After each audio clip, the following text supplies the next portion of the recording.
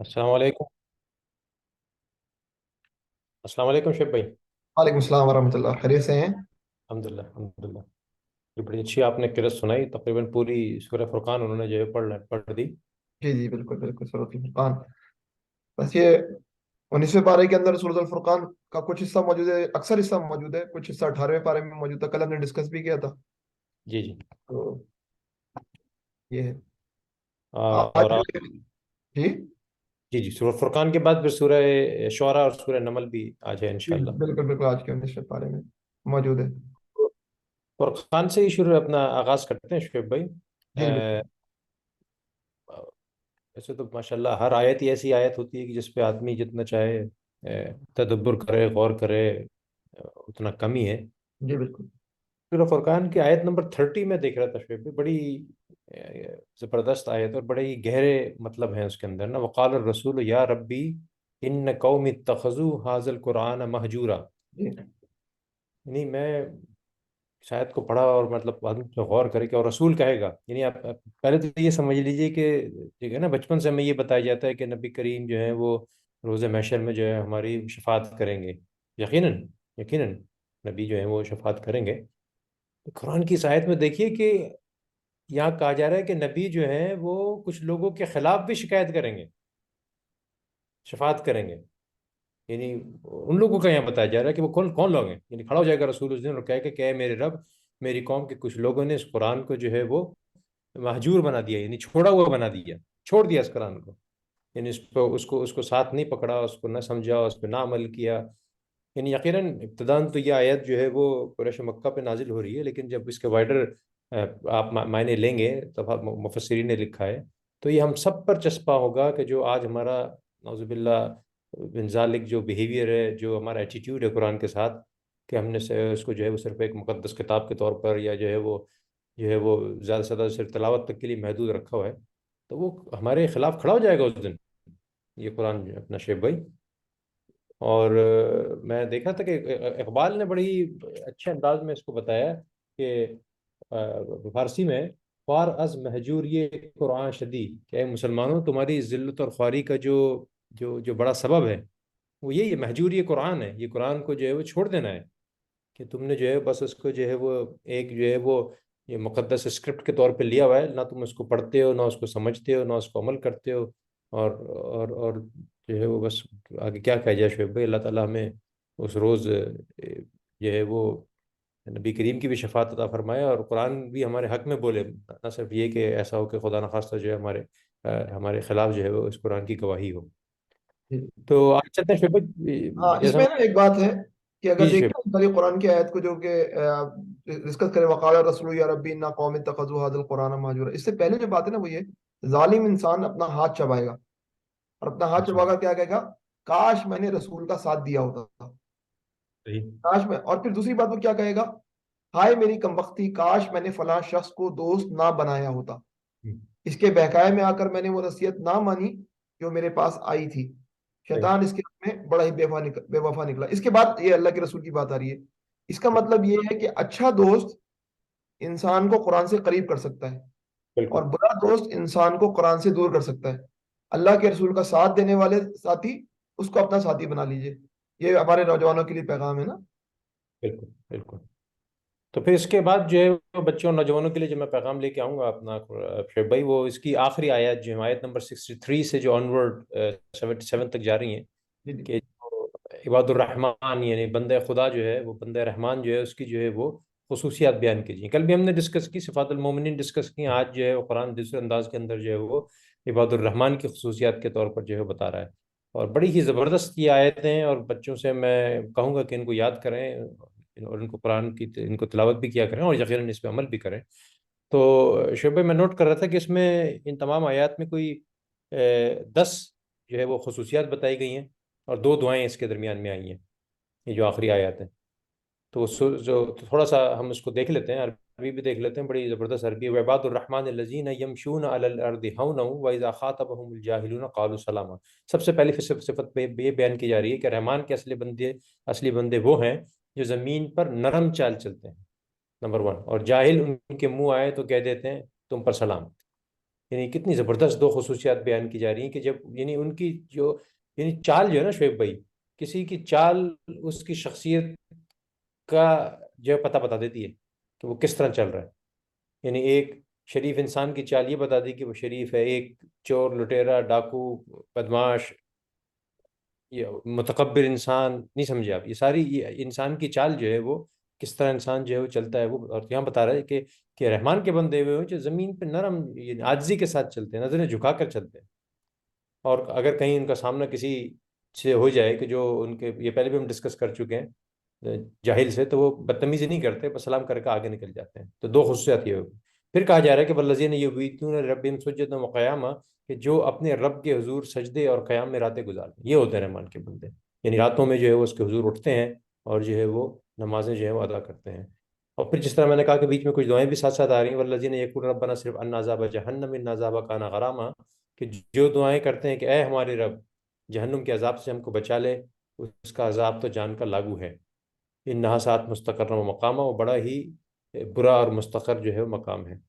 تو پھر مزید کچھ خصوصیت آ رہی ہیں آگے، والذین اذا انفقوا لم یسرفوا ولم یقتروا وکان بین ذلک قواما، کہ جو خرچ کرتے ہیں تو نہ فضول خرچی کرتے ہیں اور نہ بخل، بلکہ ان کا خرچ دونوں انتہاؤں کے درمیان. اب یہ مزید ایک صفت بتائی گئی کہ نہ تو وہ فضول خرچ ہیں اور نہ وہ کنجوس ہیں، اعتدال کی راہ اختیار کرتے ہیں.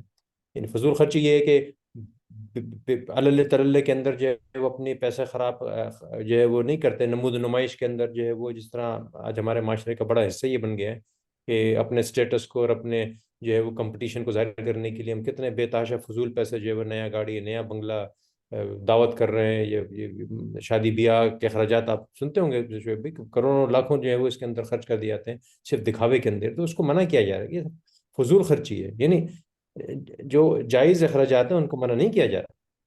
اور اسی طرح کہا جا رہا ہے کہ بخل بھی بہت بری چیز ہے، کہ پیسے جوڑے جا رہے ہو جوڑے جا رہے جوڑے جا رہے ہو، اپنے سامنے تمہیں بھوکے نظر آ رہے ہیں اور جس طرح معاشی حالات ہیں لوگوں کے نظر آ رہے ہیں، اور تم ہو کہ جو ہے وہ اپنی بلڈنگیں کھڑی کرے جا رہے ہو، بینک بیلنس ہی بنائے جا رہے ہو. تو دونوں انتہاؤں کو جو ہے وہ سختی سے جو ہے وہ کنڈیم کیا جا رہا ہے. پھر کچھ خصوصیت اور آگے بتائی جائیں شیپ والذین لا یدعون مع اللہ الہا آخر ولا یقتلون النفس التي حرم اللہ الا بالحق ولا یزنون ومن یفعل ذلک یلقى اثاما. مزید جو ہے وہ یہاں تین خصوصیات اور بتا دی گئی ہیں. تو اللہ کے سوا کسی کو معبود نہیں پکارتے، اللہ کی ہوئی کسی جان کو اللہ کی حرام کی ہوئی کسی جان کو ہلاک نہیں کرتے، اور زنا کے مرتکب نہیں ہوتے. یہ کام جو کوئی کرے اپنے گناہ کا بدلہ پائے گا. تین مزید خصوصیات بتا دی گئیں کہ بالکل ہی جو ہے وہ وحدانیت کے قائل ہیں وہ، اور انسانیت کی احترام کرتے ہیں وہ، اور جس طرح کل بھی ہم نے اس پہ بات کی کہ کسی قسم کے ایکسٹرا میریٹل ریلیشن شپ کے اندر وہ شامل نہیں ہے. پھر آگے کہا کہ یضاعف له العذاب یوم القیامہ ویخلد فیہ مہانا الا من تاب وآمن وعمل عملا صالحا فاولئک یبدل اللہ سیئاتہم حسنات وکان اللہ غفور رحیما ومن تاب وعمل صالحا فانہ یتوب الی اللہ متابا. اب اس کے بعد مزید کچھ خصوصیات، والذین لا یشهدون الزور واذا مروا باللغو مروا کراما. دو صفات اور آگے شعیب بھائی کہ رحمان کے بندے وہ ہیں جو جھوٹ کے گواہ نہیں بنتے ہیں. یعنی کہیں بھی جھوٹ بولا جا رہا ہو تو ان سے رہا نہیں جاتا، وہ اس کا ساتھ نہیں دے سکتے، اس کی شہادت بھی نہیں دے سکتے، بلکہ وہ تو اعلان کہنے والے ہوتے ہیں کہ یہ غلط کام ہے. غلط کو غلط کہنا جو ہے بڑا مشکل کام ہے شعیب بھائی. اور پھر ایک وہی خصوصیت جس کا کل بھی تذکرہ ہوا ہے سورہ مومن باللغو مروا کراما، کہ اگر لغو چیز کوئی نظر آ جائے تو ایسے گزر جاتے ہیں جیسے شریف آدمی گزرتے ہیں اس سے. تو بالکل یہ نہیں کہ لغویات سے جو ہے ان کا کوئی عمل دخل نہیں ہے. ان کے جس ہم نے کل میں بات کی کہ ان کے پاس تو ٹائم ہی نہیں ہے. ایک مومن کے پاس، ایک عباد الرحمن کے پاس تو ٹائم ہی نہیں ہے کہ فضول کاموں میں اپنا وقت گزارے. اس کو تو اللہ کے دیے ہوئے کام اتنے ہیں کہ جس کے کرنے کے لیے وہ اپنی ساری زندگی جو ہے وہ گزارنے پر جو ہے وہ رضامند ہے. اور پھر ایک اور بڑی اہم خصوصیت بتائی گئی کہ والذین اذا ذکروا بآیات ربہم لم یخروا علیہا صما وعمیانا، کہ ان کے سامنے جب اللہ کی آیات سنائی جاتی ہیں تو وہ اندھے اور بہرے نہیں بن کے رہ جاتے. تو یہ بھی بڑی اہم آیت ہے بھائی کہ جب قرآن کی آیتیں اور دین کی حکمتیں ان کو بتائی جاتی ہیں تو یہ ان کے اوپر سے گزر نہیں جاتی، بلکہ وہ جو ہے وہ اس پہ عمل کرنے والے ہیں.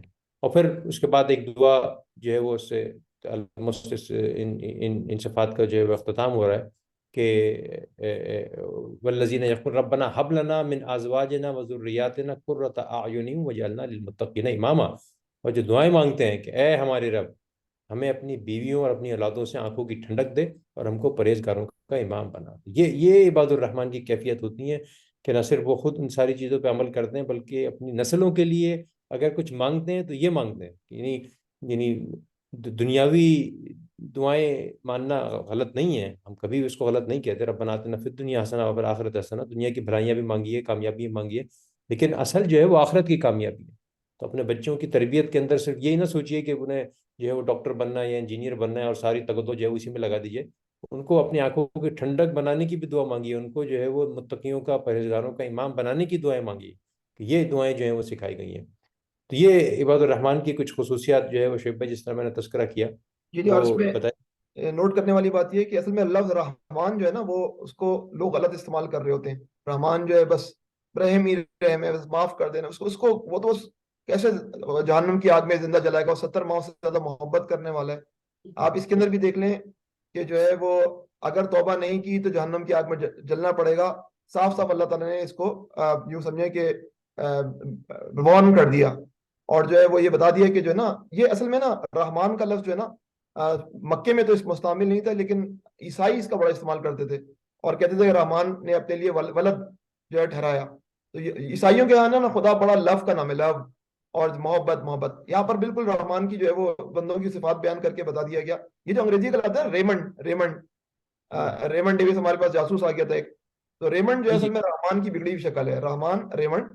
تو یہ رحمان جو ہے نا بنیادی طور پر جو ہے اس کے لفظ کو صحیح طرح نہ استعمال کرنا اور کہنا کہ اس رحمان کے ساتھ کوئی جو ہے وہ پنشمنٹ کا تصور نہیں ہے، اس کے اندر واضح طور پر پتہ چل رہا ہے توبہ کر لی تو اللہ معاف کرنے والا ہے، لیکن جو ہے وہ ورنہ اللہ تعالیٰ جو ہے وہ غفور الرحیم ہونے کے ساتھ رحمان ہونے کے باوجود بھی لوگوں کو جلا بھی سکتا ہے آگ کے اندر۔ صحیح۔ تو اس کے بعد شعیب بھائی پھر جو ہے وہ سورہ شورا شعراء کا سوری آغاز ہو رہا ہے، جی جی، اور اگر آپ مجھے اجازت دیں، میرے کو دو ایک باتیں جو میں نے دعوتی تڑپ کے حوالے سے اگر کچھ کہہ سکیں۔ دو آیتیں مجھے بڑی زبردست لکھی ہیں، دونوں کا یعنی کہ کسی حد تک آپس میں لنک بھی ہے، حالانکہ دو مختلف مقام پر آ رہی ہیں وہ آیتیں، لیکن میں چاہوں گا میں تھوڑی سی اس کے حوالے سے بات کروں، تو اس کے بعد پھر آپ اپنا اپنا حاصل مطالعہ رکھیے گا شعراء کے بارے میں بھی اور آگے سورہ نمل کے بارے میں بھی، کہ آغاز سورہ میں ہی ایک آیت آ رہی ہے، نمبر 3 آیت جو ہے، جی یعنی سیم میم تلک آیات الکتاب المبین، اس کے بعد کہا جا رہا ہے کہ اللہ اللہ کا باقی النفس کا اللہ یکون مؤمنین، کہ اے محمد صلی اللہ علیہ وسلم شاید تم اس غم میں اپنی جان کھو دو گے لیکن یہ لوگ ایمان لانے والے نہیں ہیں۔ یعنی یہ جو کیفیت نبی کریم کی یہاں بتائی جا رہی ہے نا شعیب بھائی، یہ بڑی غور طلب ہے ہمارے لیے اور بڑی اصلاح طلب ہے ہمارے لیے، کہ نبی کریم اپنے آپ کو ان کے غم میں گھلائے جا رہے ہیں، کہ یہ کسی طرح یہ لوگ جو ہے ایمان سے بہرہ مند ہو جائیں، کسی طرح یہ جو دائرہ اسلام میں جو ہے وہ داخل ہو جائیں، اور اس طرح جو کلام ہے قرآن میں 2-3 جگہ اور بھی کیا گیا، سورہ کہف میں ہم اسی طرح پڑھتے ہیں کہ فلا اللہ کا باقی النفس کا اللہ آثارہم ان لم یؤمنوا هذا الحدیث اسفا، کہ شاید تم ان کے پیچھے غم کے مارے اپنی جان کھو دینے والے ہو اگر یہ تعلیم پر ایمان نہ لائیں۔ اور اسی طرح سورہ فاتر میں بھی اور کچھ اور جگہوں پہ بھی اس طرح کا بیان آ رہا ہے کہ نبی کریم کی ساری زندگی یعنی اسی تڑپ میں گزر گئی کہ میری امت جو ہے وہ یہ، اور میرے میرے میرے میرے سامنے کے جو لوگ ہیں وہ جو اس دعوت پر آ جائیں کہ جس دعوت کا جو ہے وہ دعوت کو میں لے کر آیا ہوں۔ اچھا، اسی طرح کا کچھ مضمون بالکل اینڈ میں بھی آ رہا ہے شعیب بھائی، ایک آیت ہے اور وہ بڑی کی آیت ہے جس کے زمانے نزول کے بارے میں کہتے ہیں کہ اس کے بعد پھر نبی کریم صلی اللہ علیہ وسلم نے جو ہے وہ علل اعلان جو ہے وہ دعوت دین جو ہے اور اعلان جو ہے وہ انذر عشیرتک الاقربین، یہ 214 نمبر آیت ہے سورہ شعراء کی، کہ اپنے قریب ترین رشتہ داروں کو ڈراؤ۔ تو اس کے بعد کہتے ہیں کہ جب نبی کریم نے شروع میں جو ہے وہ چھپ چھپ کر جو ہے وہ دعوت دی، اس کے بعد اس آیت کے بعد پھر آپ صلی اللہ علیہ وسلم نے جو ہے وہ پہلے تو اس آیت میں ایک بڑی اہم کی چیز بتائی گئی ہے نبی کریم کو کہ جو نیکی کا پیمانہ جو ہے وہ اور کامیابی کا پیمانہ جو ہے وہ تقویٰ ہے اور دین ہے۔ تمہارے عزیز ترین لوگ بھی بچ نہیں سکتے کہ جب تک کہ وہ دین پر نہ آ جائیں، یعنی کہ نبی کے گھر والے بھی جو ہے وہ قرآن میں بے شمار نوح علیہ السلام کا واقعہ، لوط علیہ السلام کا واقعہ، کہ نبی کے گھر والے بھی جو ہیں وہ ان کو گارنٹی نہیں ہے کہ جب تک کہ وہ خود ہدایت پہ نہ ہو، اور اسی لیے پھر سب سے کہا گیا، پہلے کہا گیا کہ اپنے قریب ترین لوگوں کو ڈراؤ۔ اور یہ ہم سب کے لیے میسج ہے کہ سب سے پہلے ہم اپنی اس میسج کو، اپنے اصلاح کو، تربیت کو، دعوت کو، جو اولین ہمارا جو ہدف ہونا چاہیے، وہ سب سے پہلے ہمارے اپنے گھر والے، اپنے بچے، اپنی اولاد، اپنے عزیز و اقارب ہونے چاہیے۔ قوا انفسکم واہلیکم نارا، یہ طلب ہونی چاہیے کہ اپنے آپ کو اور اپنے عیال کے نفوس کو جو ہے وہ جہنم کی آگ سے بچانے کے بارے میں۔ تو کہا جاتا ہے کہ جب یہ آیت نبی کریم صلی اللہ علیہ وسلم کے پر نازل ہوئی تو اس کے بعد آپ نے جو ہے پکار پکار کر جو ہے وہ اپنے جو ہے جو قریب کے لوگ تھے، یعنی اپنے اپنے اپنے چچا اور جو ابو طالب کی اولاد تھی، اور بنی عبد المطلب کی اور بنی عباس کی جو ساری اولاد، ان کو جو ہے پکار پکار کر یہ کہا کہ جو ہے وہ تم لوگ آگ کے عذاب سے اپنے آپ کو بچانے کی فکر کر لو، میں خدا کی پکڑ سے تم کو نہیں بچا سکتا، البتہ میرے مال میں سے جو چاہے لے لو۔ اور پھر کوہ صفا کا جو واقعہ ہوا ہے وہ اس کے بعد ہی آیا ہے بھائی، یہ بڑا مشہور ہم پڑھتے ہیں کہ آپ کھڑے ہو گئے اور آپ نے کہا یا صباح یا صباح، کہ اے قریش کے لوگوں، سارے جناب، اور بنی کعب کے لوگوں اور بنی مرہ اور بنی لوئی اور بنی خسا اور عبد مناف اور عبد الشمس، پورے جو عالم مطلب کو جمع کیا، اور سب جمع ہو گئے کہ بھائی کیا یہ بات کریں گے آج اللہ جانے یہ۔ اور اس کے بعد پھر وہ مشہور واقعہ جو ہم سب سن سکتے ہیں کہ آپ نے کہا کہ اگر میں تمہیں یہ کہوں کہ پیچھے سے حملہ ہونے والا ہے تو تم کیا کہو گے؟ تو انہوں نے کہا آپ سچے ہیں، آپ کی جو بات ہوگی وہ سچ ہوگی۔ تو اس کے بعد پھر آپ نے ان کو دعوت دی اور یہی کہا کہ جو ہے وہ میری بات مانو، اس دین پر عمل پیرا ہو جاؤ اور اس دین کو جو ہے وہ اپنی زندگی کا حصہ بنا لو۔ تو اس آیت سے جو ہمیں ان دو آیتوں کو ملا کر جو کی میسج ہمیں مل رہا ہے نا، کہ اپنی زندگیوں کے مقاصد میں جو ہے وہ اس دین کے پھیلاؤ، اس دین کے اجرا، اس دین کے قیام اور ابلاغ کو جو ہے اپنی زندگیوں کا مقاصد بنائیں، اور آغاز سفر جو کریں وہ اپنے قریب کے لوگوں سے کریں، انہیں مت بھلا دیں۔ تو عزیز و اقارب، اپنے گھر کے لوگ، اپنے فیملی کے لوگ جو ہے ان کو خاص فوکس رکھیں کہ وہ آپ کے ساتھ جو ہیں، وہ جو آپ کے جو چاہنے والے ہیں، وہ روز محشر میں بھی جو ہے وہ آپ کے ساتھ جو ہیں وہ اچھے اچھے مقام پر ہوں۔ تو یہ دو چیزیں مجھے نظر آئی تھی سورہ شورہ میں۔ آپ کیری آن کیجیے شعیب بھائی۔ جی اچھا، جیسے آپ پیچھے رحمان کی اصطلاح استعمال ہوئی سورۃ الفاتحہ کے اندر، رحمان کی اصطلاح ہے، رحیم کی اصطلاح ہے، رب العالمین کی اصطلاح ہے۔ تو رب العالمین کی اصطلاح کی اگر آپ کو تشریح ڈھونڈنی ہو نا، تو سورۃ الشورى کے اندر جو ہے رب العالمین کی تشریح بہترین انداز میں ملتی ہے نا، اور یہ دو مکالموں میں ملتی ہے۔ پہلا مکالمہ جو ہے نا وہ حضرت موسیٰ علیہ السلام دربار میں فرعون کے، اور آپ فرعون کے درباریوں سے، فرعون سے اور حضرت موسیٰ علیہ السلام کا مکالمہ۔ اس کے اندر موسیٰ علیہ السلام جس طرح رب العالمین کے لفظ کی وضاحت کرتے ہیں نا، شاندار ہے، بہترین، ایکسلنٹ۔ اس کے اندر جو ہے نا وہ حضرت موسیٰ علیہ السلام جو ہے وہ کہتے ہیں کہ جو ہے نا میں رب العالمین کی طرف سے آیا ہوں اور مجھے بنی اسرائیل کو میرے ساتھ جانے دو۔ تو فرعون تنزیہ بولتا ہے یہ رب العالمین کیا ہوتا ہے؟ وہ اپنے آپ کو رب العلیٰ کہتا تھا نا، رب العالم ہے اپنے آپ کو، رب العالمین کیا ہوتا ہے؟ موسیٰ علیہ السلام فرماتے ہیں آسمان اور زمین کا رب، آسمان اور زمین کا رب، اور ان سب چیزوں کا رب جو آسمان اور زمین کے درمیان ہے۔ اب موسیٰ، اگر تم یقین کرنے والے ہو، اس پر فرعون نے اپنے گرد و پیش کے لوگوں سے کہا سنتے ہو کچھ؟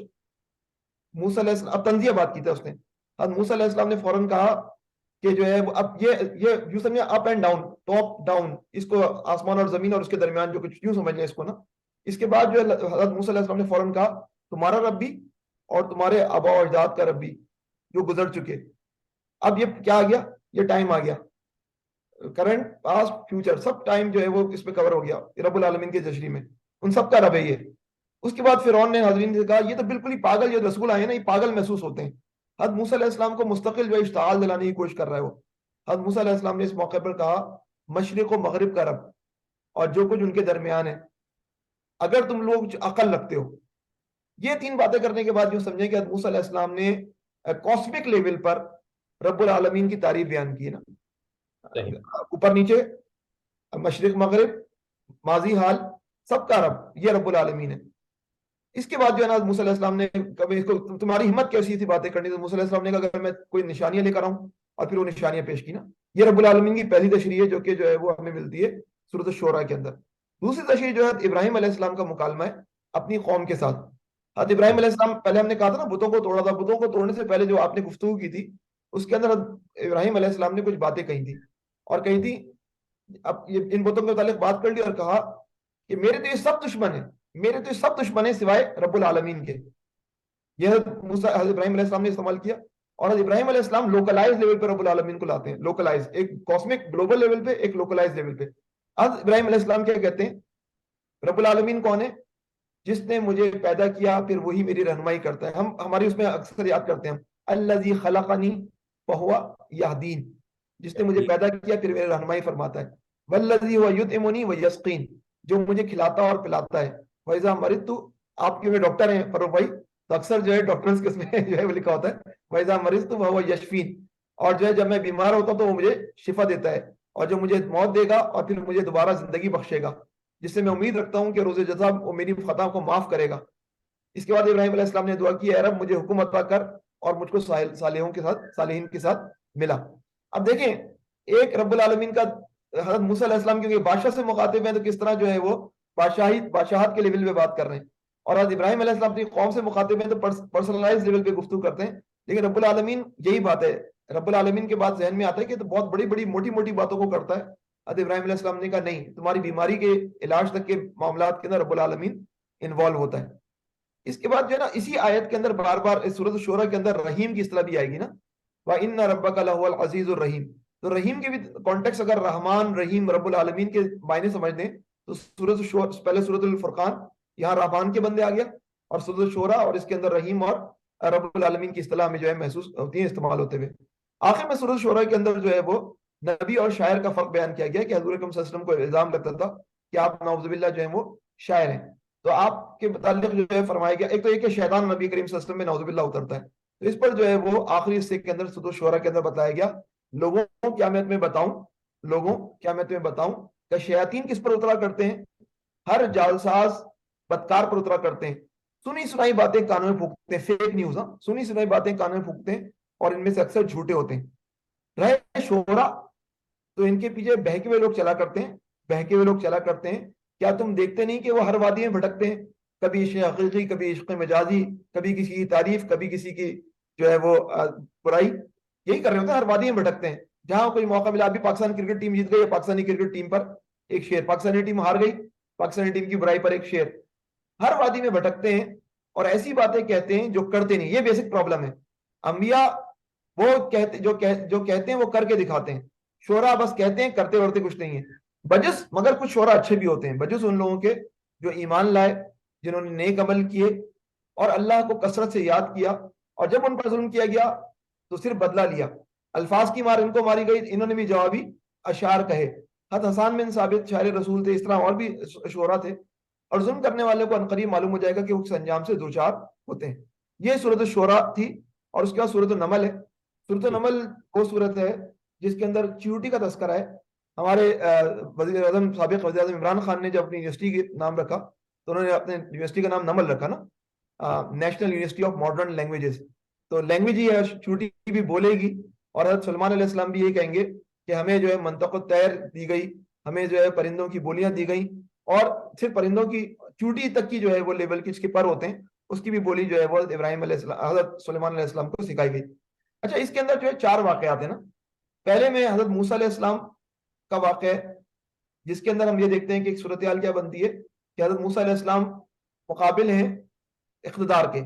اس کے بعد ہم دوسرا واقعہ دیکھتے ہیں داؤد علیہ السلام اور سلیمان علیہ السلام کا، جب اللہ کے نبی اقتدار میں، یہ یعنی کہ ایک سسٹم ہے جس کے اندر ایک نظام ہے۔ تیسرا واقعہ جو صالح علیہ السلام کا ہے، جس کے اندر قبائلی نظام ہے، اور جس کے اندر جو ہے وہ حضرت صالح علیہ السلام بہرحال ایک طاقتور قبیلے سے تعلق رکھتے ہیں کہ اپنے آپ کو کچھ نہ کچھ بچاؤ کر سکتے ہیں، لیکن پھر بھی جو ہے وہ دشمن ان پر وار کرنے کی کوشش کرتا ہے، اس طرح نبی کریم صلی اللہ علیہ وسلم پر وار کرنے کی کوشش کی۔ اور چوتھے لوط علیہ السلام، جو بیچارے قبیلے کے اندر بالکل اجنبی ہیں اور بالکل بے بس ہیں۔ یہ 4 واقعات ہیں جو کہ جو ہے وہ سورۃ النمل کے اندر جو ہے وہ بیان کیے گئے۔ اچھا، پہلا واقعہ تو موسیٰ علیہ السلام کا وہ اکثر ہم پیچھے ڈسکس کر چکے ہیں، لیکن جو دوسرا واقعہ ہے وہ سلیمان علیہ السلام کا واقعہ ہے، اور میں ساتھی مشورہ دوں گا کہ جب اس واقعے کو پڑھیں جو میں ابھی بیان کرنے والا ہوں، تو سورۃ السبا کے کچھ الفاظ کو بھی دیکھ لیں تو بڑا زبردست قسم کا کمبینیشن بنتا ہے، اور قرآن کے چند نئے اعجاز اور معجزے جو ہے نظر آئیں گے آپ کو دکھتے ہوئے۔ اچھا، پہلے ہم بات کر لیتے ہیں سلیمان علیہ السلام جو ہے وہ ان کا لشکر ایک جگہ جا رہا ہے، تو چیوٹیوں کی سردار جو ہے وہ نملہ، وہ اپنی کہتی ہے کہ چلو گھس جاؤ اپنے اپنے بلوں کے اندر نا، اور سلیمان علیہ السلام وہ بات سن لیتے ہیں اور جو ہے مسکراتے ہیں۔